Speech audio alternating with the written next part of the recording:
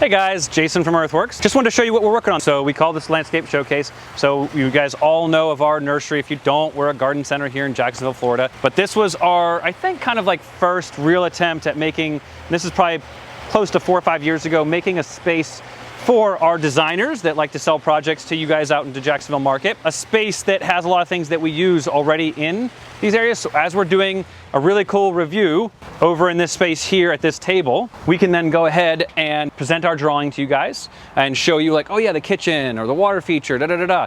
So we're just giving this a facelift. You know, over time, you grow, you learn how to do different things. Synthetic turf is one of the things that we do. So we're gonna be introducing a lot of synthetic turf in here. We're gonna make this feel even more like a backyard.